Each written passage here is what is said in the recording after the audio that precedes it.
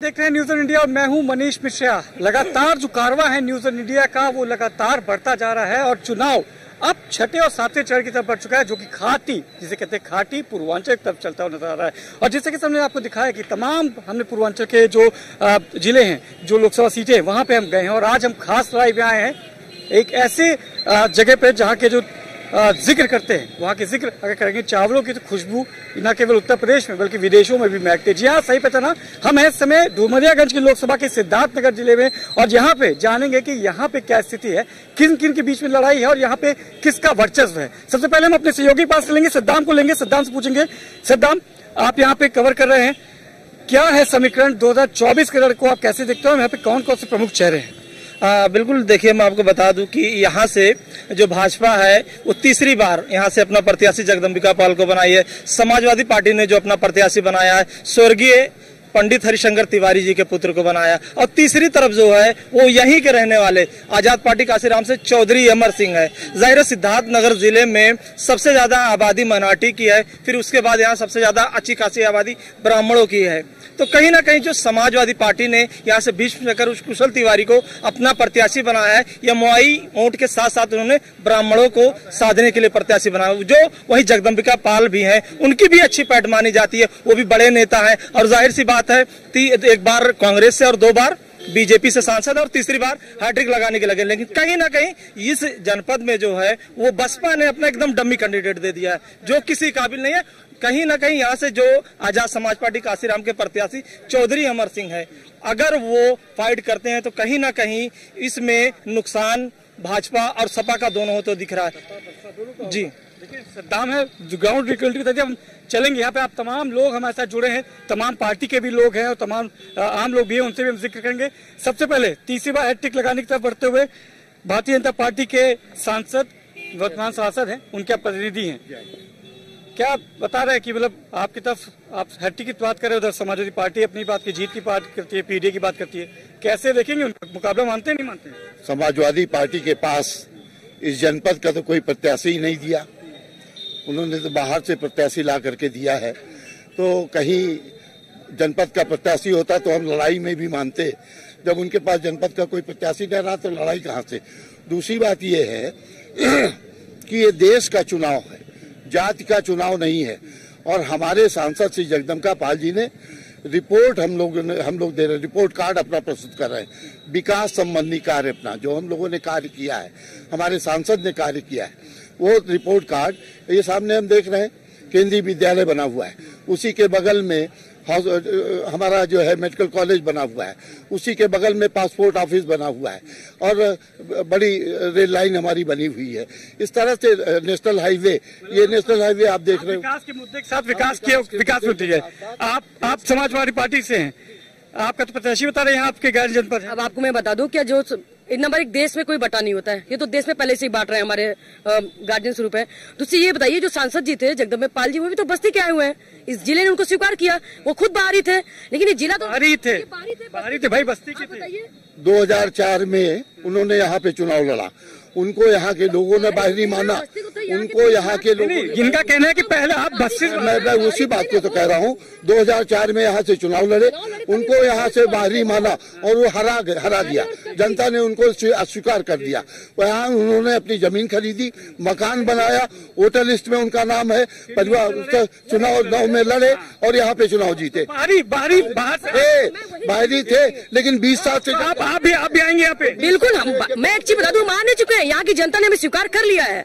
और अभी हमारे सर ने बताया कि बगल में मेडिकल कॉलेज, जहाँ पे कोई सुविधा नहीं है। अभी कल एक एक्सीडेंट हुआ अलसारा के पास और तुरंत यहाँ के डॉक्टर रेफर कर दिया, नॉर्मल सी चोट पे रेफर कर दिया गोरखपुर। तो मेडिकल कॉलेज का ढांचा है, यहाँ के ढांचा खड़ा किया गया, मरीजों के लिए कोई सुविधा नहीं है। मैं आपको बताना चाहूंगी, जहाँ से आप हमारा ये डिबेट कर रहे हैं, सामने की सड़क देख लीजिए, सामने की सड़क थोड़ा आप दिखाइए, एक सड़क दिखाइए, सड़क पे चट्टी लगी हुई है, यह मेन मुख्यालय की सड़क है, चट्टी लगी है, क्या यही विकास है? 15 साल ये जिला रो रहा है, मैं आपको बता दूं, ये जिला रो रहा। आज यहाँ की जनता, और देखिए ब्राह्मण तो देखिए लोगों ने जो बना दिया है, हर समुदाय हमारे साथ खड़ा है, हर समुदाय के बीच में आप जाएंगे, वो कह रहा है कि अब इस भ्रष्टाचारी पीडीए की बात करती है, उसमें आपने ब्राह्मण को लाके बीपीडीए कर दिया है। मैं आपको बता दूं, पीडीए के साथ साथ हम लोग सारे सर्व समाज की बात करते हैं। हर जगह हम लोग ने देखिए 80 सीट है, 80 सीट पे हम लोग ने हर समाज को उतारा है, इसीलिए हम लोग हर जाति समुदाय को लेके चलते हैं। पीडीए हर समुदाय को लेके बात करता है, पीडीए हर समुदाय को लेके चल रहा है। और ये बता रहे कि देखिए विकास आपका बता रहे, आप अपना बता रही है आपका। मैं आपसे इसी सड़क की बात, हमारी छोटी बेटी है ये, इसी सड़क की बात करता हूँ कि अभी इस सड़क का टेंडर हुआ है, काम हो रहा है। मैं आपसे निवेदन करूंगा, इस डिबेट के बाद इसी सड़क पे आप चले जाएंगे तो इस सड़क के तमाम पेड़ पौधे सब काट दिए गए हैं, तो समय तो लगता है। इस पे सड़क पे काम हो रहा है और उसका से लेकर के सोरठगढ़ तक ये 2 लेन विद वाइडनिंग, मतलब ये सड़क बन रही है, लेकिन समय लगेगा। जी जी, ये सर है, सर की उम्र गुजर गई जिले में, ठीक है, और सर खुद जानने की जिला, अगर सर हम लोग आप लोग के सामने बच्चे हैं, इस जिले को सुधारने की बात करेंगे, बर्बाद करने की बात करिए। 15 साल जिला हो चुका है। मैं आपको बता दूं, यहाँ पे कोई विकास नहीं है, कोई विकास नहीं है। मैं आपको तो 1 रुपए की विकास नहीं है। और आप कांग्रेस से, जो कि आप ही के साथी है, इनका भी पक्ष सहमत हैं आप? बिल्कुल सहमत है, 100% सहमत है। आप खुद आए होंगे, आपने देखा होगा क्या हाल है इस जिले का, आपने खुद देखा होगा। तो ये तो देखिए, क्योंकि पूर्वांचल की बात करते हैं, आप सब पूर्वांचल में आ रहे हैं। पूर्वांचल का इतिहास ही रहा है कि वो दुर्भाग्यपूर्ण इतिहास रहा है कि उसका विकास पे कभी चर्चा नहीं होती, विकास से छूता रहता है, चाहे आपकी सरकार रही हो, चाहे आपकी सरकार रही हो, चाहे आपकी सरकार रही हो। अब उसको ये कह रहे कि हम शुरुआत करें, समय लगता है। 15 साल से सांसद है, और कितना समय, जब आने वाली नस्लें भी वोट तो आप ही के साथ है ना, पहले 5 साल तो आप ही साथ, 5 साल हमारे साथ थे। तो ये केंद्रीय विद्यालय जो है ये हमारी देन है, कांग्रेस गवर्नमेंट की। ये जो पासपोर्ट ऑफिस की जिक्र किया, ये भी कांग्रेस की देन है। ये रेलवे जो ब्रॉडगेज बड़ी लाइन, वो भी कांग्रेस की देन है, जब कांग्रेस की गवर्नमेंट थी तब की देन है ये। देखिए कुछ लोग भी बोलेंगे। जी बताएं भाई साहब। अभी मैम ने कहा बाहरी, मैं ये जानना चाहता हूँ, गवर्नमेंट जियो के अनुसार निवास प्रमाण पत्र के लिए 3 साल रहना आवश्यक होता है। जगदम्बिका पाल तो यहाँ 20 साल से, क्या आज वो निवासी ले? एक दूसरा, बस्ती जिला मेरे लिए कब बाहरी था? एक औलाद में आज हूँ, क्या बस्ती जिला से कट करके सिद्धार्थनगर हुआ? क्या एक बाप के 2 बेटे बाहरी हो सकते हैं? दोनों बाहरी नहीं हो सकते। और भी लोग हैं। क्या बाहरी वर्सेस लोकल की बात हो रही है, फिर से विकास की बात हो रही है? पहले मैं थोड़ा सा एक आग्रह आप सारे लोगों से कहूंगा, थोड़ा शांत रह जाए, थोड़ा शांत रहे। मानवर, आप पूरे देश में घूम रहे होंगे, रोटी कपड़ा और मकान की बातें हो रही हैं, भौतिक विकास की बातें हो रही हैं। मैं थोड़ा इनसे हट करके बात करूंगा। किसे वोट देना है, किसे वोट नहीं देना है, सिद्धार्थनगर जनपद के लोगों को तय करना है। मैं 5 चीजें आपसे साझा करना चाहता हूं, 5 बिंदु आपसे साझा करना चाहता हूं। पहला तो है कि भगवान राम की बात की जा रही है। राम का आचरण रहा है कि उन्होंने यज्ञों की रक्षा की, यज्ञों को यज्ञ किया, यज्ञ करता भी थे, यज्ञ पालक थे, यज्ञ पोषक भी थे। भगवान राम यज्ञ विध्वंसक भी थे।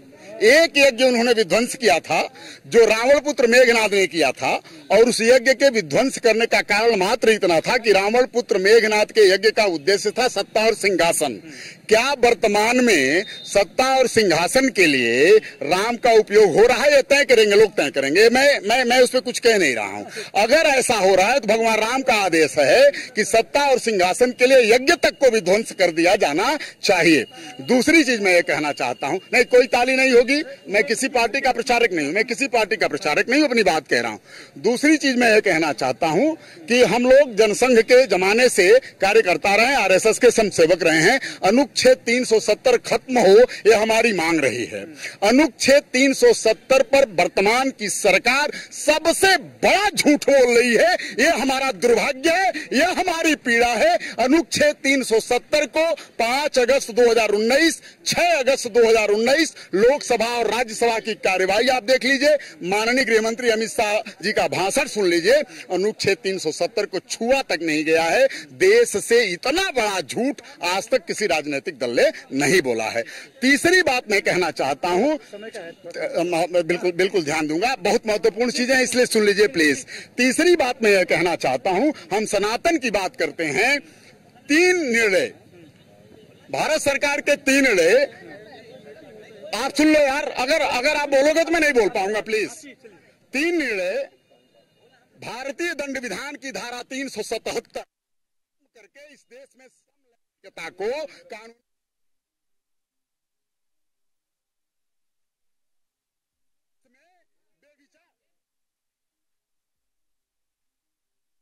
झूठ है महाराज। हमारे जो खड़े होकर भाषण दे रहे हैं ये सही है, ये कह रहे राम का नाम यूज किया जा रहा सत्ता के देश का नहीं, गलत है, ये ढोंगी है। ये देश के प्रधानमंत्री और गृह मंत्री को झूठ बताने ढोंगी बाबा है।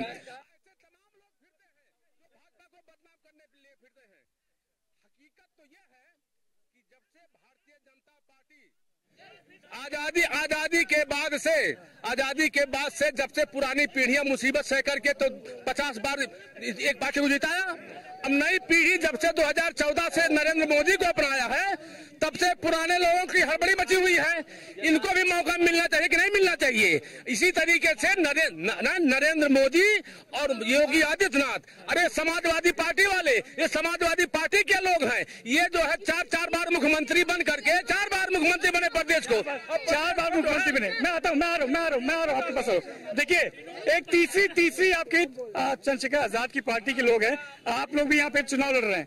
क्या मुद्दे हैं आपके, किससे आप यहाँ पे? हमारे मुद्दे तो आप दोनों लोगों ने क्लियर कर दिया। वो कह रहे हैं वो बाहरी, वो कह रहे हैं वो बाहरी। दोनों पहले फाइनल कर ले कि कौन कौन बाहरी है और कौन यहाँ का है। ये तो यहाँ की जनता निर्णय करे। आप आए हुए हैं सुबह से, यहाँ का कार्यक्रम भी आपने देखा। हमारे पास सीपी संसाधन में भी मैंने अपनी ताकत दिखाई। हमने अपना ताकत नहीं है, जनता करके अपनी ताकत दिखाई। इनके कार्यक्रम जो किए जाते हैं, बाहर से अगर भीड़ न बुलाई जाए तो शायद कुर्सियां भी न भर पाए।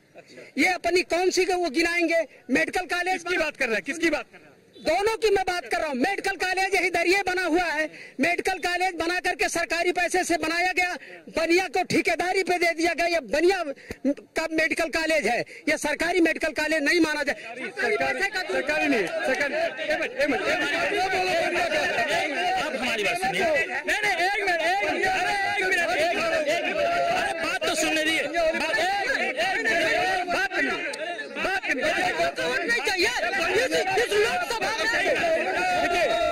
देखिए, जातिगत टिप्पणी नहीं,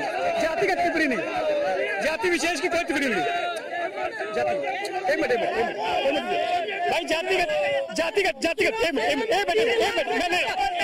आप हमारी बात सुनिए।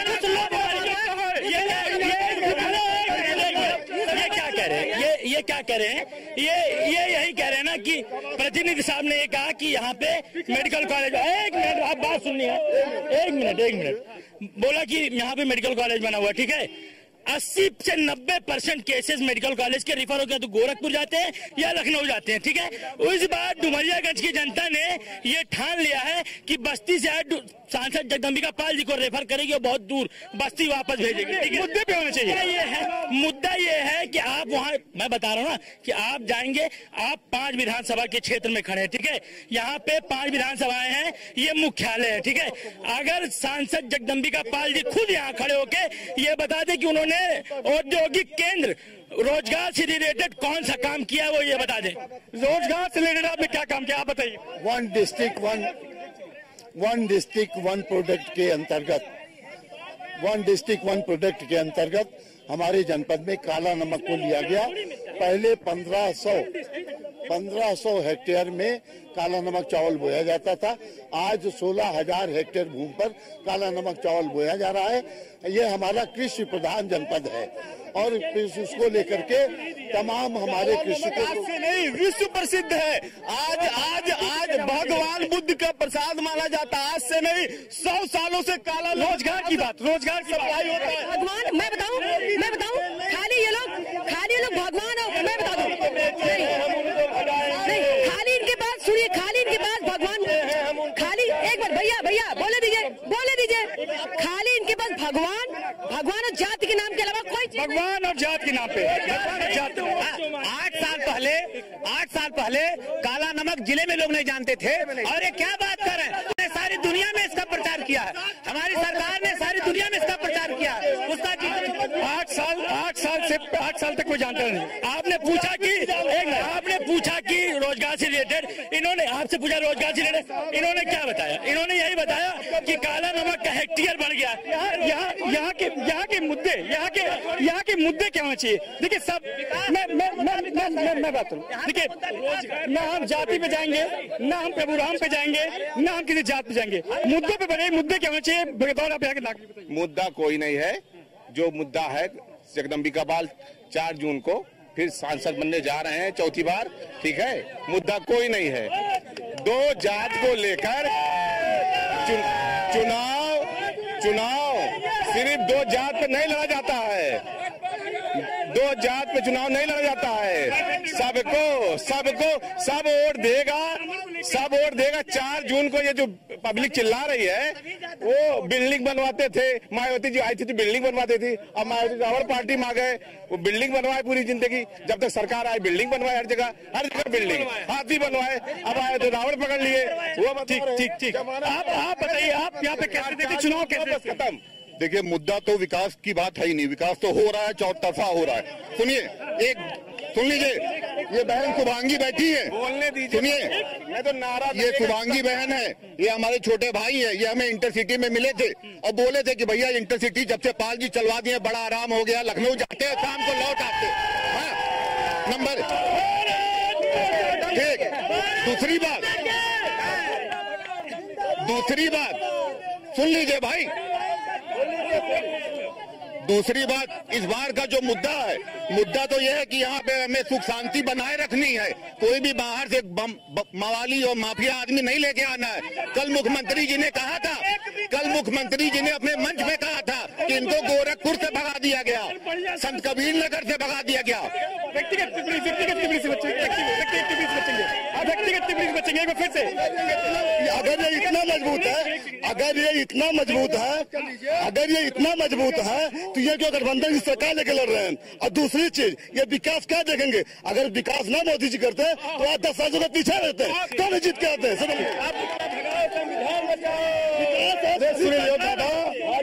तभी सरकार है। बोलो। हाँ बोलिए, प्रश्न बताइए। भाई यहाँ के चुनाव देखिए, यहाँ चुनाव बता रहे हैं कि बीजेपी प्रभु राम को लेकर लड़ती है, अपने केवल कामों को लेकर लड़ती है। कहते हैं आपने काम नहीं किया, वो कहते हैं कि जातिगत चुनाव हो रहा है। आपको क्या लगता है यहाँ का चुनाव? हमारा कहना यह है कि 14 में जनता ने मोदी जी पर विश्वास करके मोदी जी को बागडोर सौंपा और 14 से लेकर 24 तक 3 चुनाव, 14, 17, 19 और 22, 2 लोकसभा 2 विधानसभा, 3-4 चुनाव मोदी जी के, योगी जी के कार्यक्रम पे, उनकी योजनाओं पे हिंदुस्तान की जनता ने, भारत की जनता ने विश्वास कर करके अपना मत कपल में दिया और उनको सरकार उनके काम में देखिए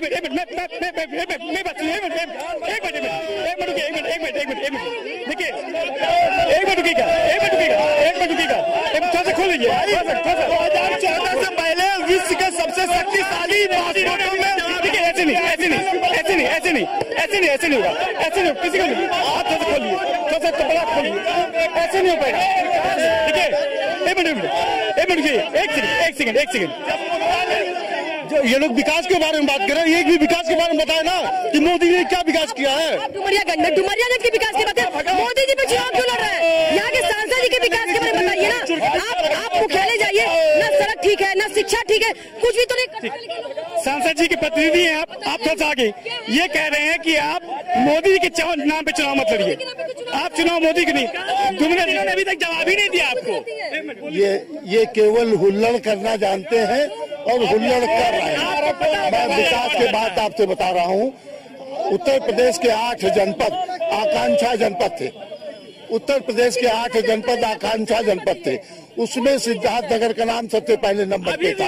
और आज जो है ये विकासशील जनपद में अब हम आकांक्षा जनपद से बाहर हो गए, तो बगैर विकास के हुआ है। बस्ती के ठेकेदारों को समय की कमी है। मैं आप लोग से आखिरी के सवाल लूंगा, आप तीनों मैं समय का कमी है, मैं आखिरी में आप लोग से लूंगा, आपके आने वाले 5 सालों के क्या मुद्दे रहेंगे? 5 बता दें। 5 सालों में हमारे मुद्दे हैं। पहले तो हमारा पिट तैयार हो रहा है रेलवे का, और यहाँ से सिद्धार्थनगर से 4 महानगरों को जोड़ने के लिए ट्रेनें चलेंगी, नंबर 1। नंबर 2 ये है कि यहाँ पे इंडस्ट्रियल स्टेट बनवाने जा रहे हैं। तीसरा ये है, नहीं बना, करना ही इनका मकसद है। अपने 5 किन मुद्दों पे? मेरे राष्ट्रीय अध्यक्ष जी आए थे, उन्होंने बताया था, सुन लीजिए, सिद्धार्थनगर को जोड़ने वाला एक्सप्रेस वे बनवाएंगे, महिलाओं को 8,500 महीना मिलेगा। सबसे पहले मुख्यालय का सड़क ठीक होगा, मुख्यालय में डॉक्टर बैठेंगे, यहाँ पे डॉक्टर बैठेंगे और शिक्षा ठीक होगा। ये हम लोग का मुद्दा है। ठीक बताइए।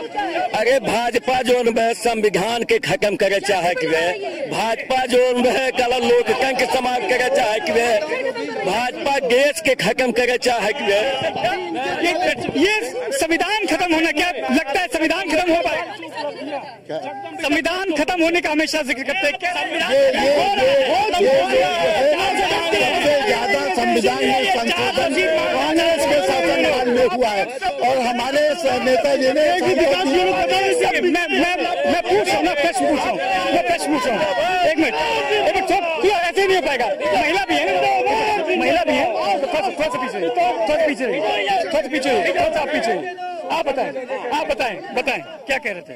मैं कहना चाहता हूं, आज जो भी विपक्षी हैं, दबंग माफिया गुंडा राज का खात्मा हो रहा है, भ्रष्टाचार का नाश हो रहा है। इससे ये बौखला करके जो है अनाप शनाप की बातें करते हैं। राष्ट्रवाद की स्थिति कोई करता है तो भाजपा करती है। और जगदम्बिका पाल ने जितने विकास के काम हैं, चाहे मेडिकल कॉलेज हो, चाहे केंद्रीय विद्यालय हो, चाहे ट्रांसपोर्ट ऑफिस हो, चाहे ये 4 लेन की सड़कें हो, चाहे रेल लाइन हो, ये सारा विकास जगदम्बिका पाल के प्रयासों से। भाई साहब एक चीज बताइए, अब तक हमारे देश में, मैडम एक मिनट सुन लीजिए, अब तक हमारे देश में 7 सुनिए एम्स अब तक 2014 में 7 थे, इस समय 23 है। इस समय 23 है। और खाद कारखाना, सुन लीजिए भाई साहब, खाद कारखाना जो वर्षों से बनता, खाद कारखाना के लिए ठीक है। आपसे मैंने आप इनसे ये कंपनी बनाई है। ऐसे सदाम मिलो को ऐसे नहीं, मुझे ऐसे नहीं, कि 2014 से पहले विश्व में सबसे शक्तिशाली पासपोर्टों में 82 नंबर पर था, 95 में है। 2014 में क्रूड ऑयल की कीमत 160। ठीक है, एक मिनट। कल माननीय मुख्यमंत्री जी ने मंच पे कितने अशोभनीय शब्दों से हमारे प्रत्याशी जी को कहा कि यहाँ से भगा रहे। वो माननीय मुख्यमंत्री जी उन पे क्या शोभा देता है? और ये बताइए, हमारे प्रत्याशी गुंडा कह रहे हैं, माननीय मुख्यमंत्री जी के बनने से पहले उनके पास कितने मुकदमे थे। असली गुंडे तो वो थे, वो गुंडे नहीं है, उनके जितने बीजेपी में ज्वाइन किए वो गुंडे नहीं थे। आपका पहली बात तो भाई लुक बहुत अच्छा लगा, स्मार्ट बहुत लग रहे हैं। अब बताइए अपनी बात। जी, मैं संस्कृत का छात्र हूँ, अध्यापक हूँ। यह जो भाजपा सरकार है वह ब्राह्मण विरोधी सरकार है, संस्कृत विरोधी सरकार है। सिद्धार्थनगर जनपद में 25 संस्कृत पाठशालाएं हैं, लेकिन संस्कृत पाठशालाओं पर ताला लगा हुआ। मात्र 2 संस्कृत पाठशालाएं हैं जिनका ताला खुला हुआ है, जिसमें पढ़ाई होती है। संस्कृत पाठशालाओं पर ताला लगाने का काम आपके पास लग रहा है कि ब्राह्मण विरोधी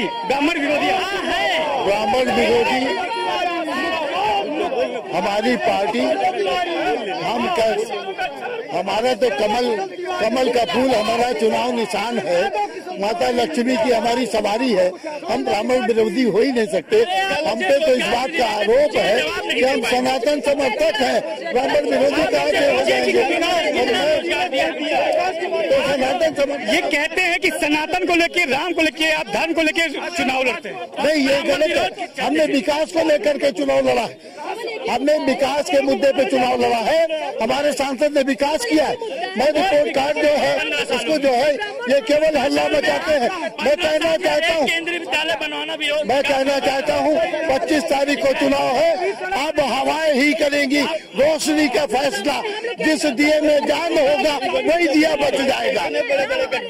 देखिए, अभी हम बात ऐसे नहीं हो पाएगा, ऐसे नहीं होगा। आपसे बात करूंगा। इनका कहना है कि भारतीय जनता पार्टी सनातन को लेकर करती है, अल्पसंख्यकों के साथ नहीं है। नहीं सर, ये झूठ है। जब से भारतीय जनता पार्टी इस देश में राज कर रही नरेंद्र मोदी और योगी आदित्यनाथ, सबका साथ सबका विश्वास लेकर काम हो रहा है।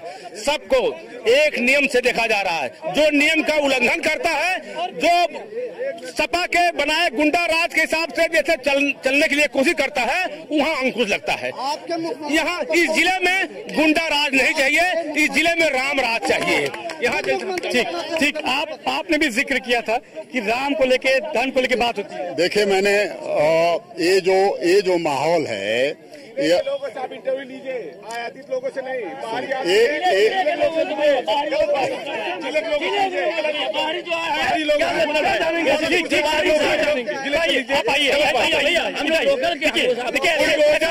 बुलडोजर हम मुसलमानों का घर गिराता था, तब ये लोग कहते थे आज ब्राह्मण को टिकट मिल गया, आज 15 लाख नहीं मिला तब नाराज हो गए लोग। 15 लाख ये लोग आयातित लोग हैं। ये तो कह रहे यही क्या आयातित लोग हैं, गोरखपुर से तो बताता RSS ये लोग पर्चा कैंपेनिंग के लिए आए हैं। खाली झूठ बोल रहे हैं। आप ये बताइए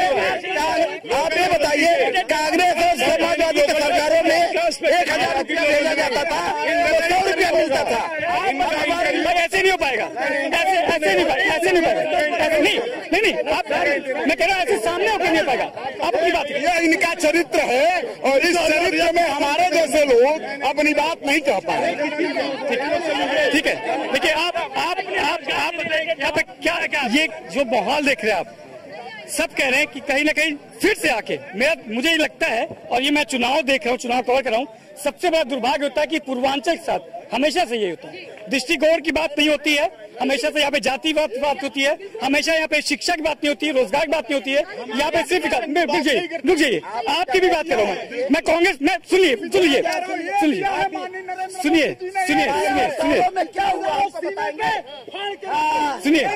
देखिए आप मुद्दों की बात होनी चाहिए कि आपको क्या चाहिए।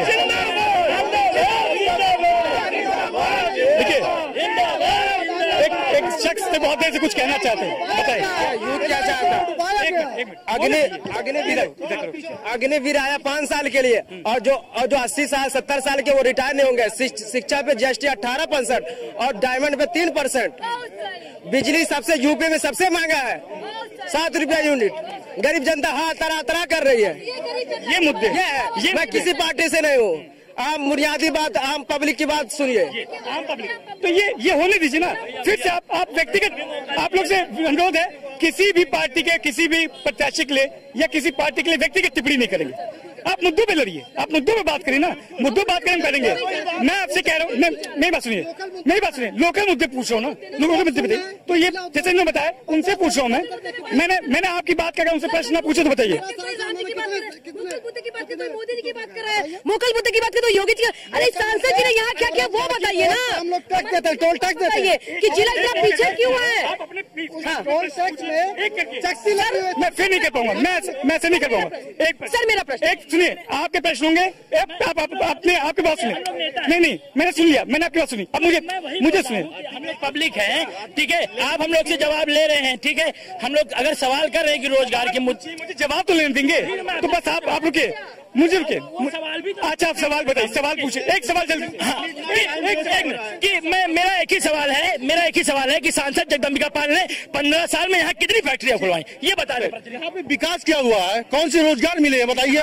सिर्फ रोजगार शिक्षा के बारे में यहाँ की सड़कें रो रही हैं। आज भी 12th के बाद प्रोफेशनल स्टडीज के लिए लखनऊ और दिल्ली ही जाना पड़ता है। मेडिकल कॉलेज देख लीजिए, यहाँ की बुनियादी जो शिक्षा है उसमें देख लीजिए, स्वास्थ्य है। ठीक, 4 सवाल आपसे हैं, मैं आपसे 4 सवाल करूंगा। एक, 15 साल में जगदम्बिका पाल ने बतौर सांसद यहाँ पे क्या किया? हमने आपको बताया कि इसी सड़क की हम बात करते हैं। अभी यही बगल में हमारे केंद्रीय विद्यालय है, उसके बगल में मेडिकल कॉलेज है, उसके बगल में पासपोर्ट ऑफिस है, उसके बगल में जो है नेशनल हाईवे है, ये भी हमारे नेशनल हाईवे है। तो मतलब हमने और हमारी जो ब्रॉड गेज हमने बनवाया, हमारी 4 ट्रेनें 4 महानगरों के लिए ट्रेनें यहाँ से बहुत जल्द चलने जा रही हैं। और मैं एक बात पूछना चाहता, एक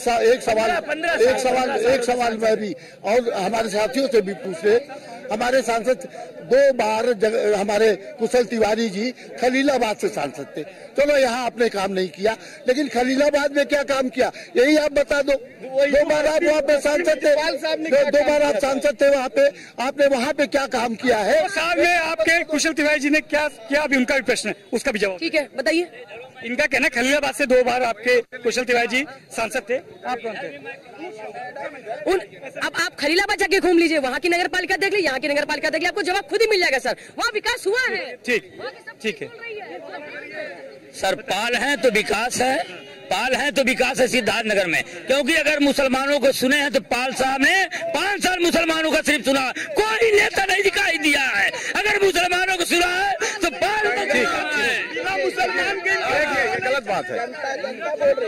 सपा राज में गुंडई थी, दंगा होता था और सपा के गुंडे आ गए, ये था। जनता त्राई। हाँ पूछे जातिगत व्यक्तिगत मत करिए, ये गुंडा।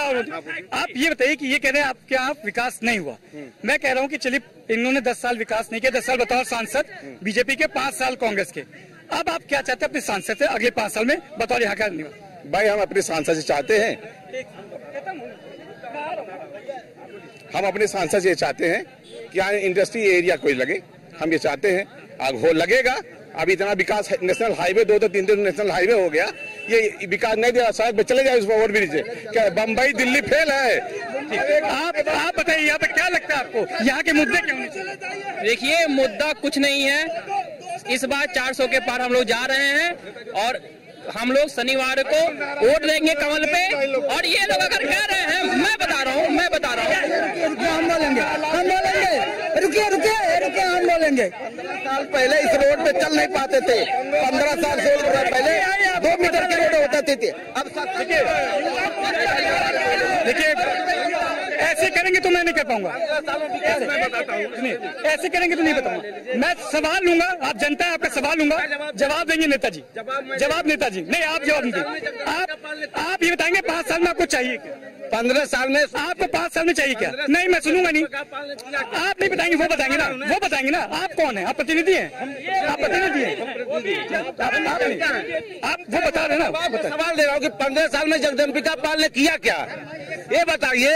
70 साल का बाप बुढ़ा हो गया, जो लैंग्वेज देगा लड़के को वही तो सीखेगा, तो 15 साल का बच्चा क्या करेगा, ये बताइए हमको। जब 70 साल का बुढ़ा होकर के वो लैंग्वेज दिया है और उसका 15 साल का बच्चा क्या करेगा? आखिरी सवाल, आखिरी बताइए यहाँ के मुद्दे क्या? 2019 के मुद्दे बात कर रहा हूँ। 2019 के घोषणा पत्र में भाजपा ने कहा था कि किसानों की आय दोगुना हम करेंगे। क्या किसानों की आय दोगुना हो गई? और किसानों की बोरी से 10 किलो खाद गायब हो गई, अभी तक पता नहीं चला। जरा इन भाजपाई से पूछिए कि किसान की जो खाद की बोरी से 10 किलो। समय की कमी है हमारे पास, समय कमी। और देखिए विकास की बात होती है और विकास की चर्चा होती है, पर सबसे इम्पोर्टेंट है, सबसे दुर्भाग्य है उत्तर प्रदेश के पूर्वांचल का कि यहाँ पे जिक्र, जब आप विकास की बात करेंगे, आप अपने मुद्दे पूछेंगे तो मुद्दे पे बात नहीं होगी। यहाँ पे बात होगी जातिगत पे, आपकी कैंडिडेट पे, आपके जात पे, धर्म पे, पर विकास को लेके मुद्दे यहाँ पे नहीं होते। शायद यही दुर्भाग्य है पूर्वांचल का। और इसको जब यहाँ की जनता समझेगी, जब यहाँ की जनता मानेगी और जनता जानेगी कि हमें अपने मुद्दों को लेके, अपने मुद्दों पे अपने वोट करना है, तो शायद इस पूर्वांचल का उदय होगा। इस पूर्वांचल से जहाँ से कहता है पूर्वांचल में सूर्य उदय पहले होता है, तो शायद विकास का भी उदय यहाँ से होने लगेगा। हालांकि त्रिकोणीय मुकाबला है डुमरियागंज में और यहाँ की जनता और नेताओं को आपने सुना। अगले सफर में फिर जुड़ेंगे किसी एक नई लोकसभा से, किसी और नए से, जानेंगे कि वहाँ की जनता का लोकसभा के रण का रंग क्या है। अभी तक इजाजत। कैमरामैन वीरेंद्र प्रजापति के साथ मनीष मिश्रा, न्यूज इंडिया, डुमरियागंज।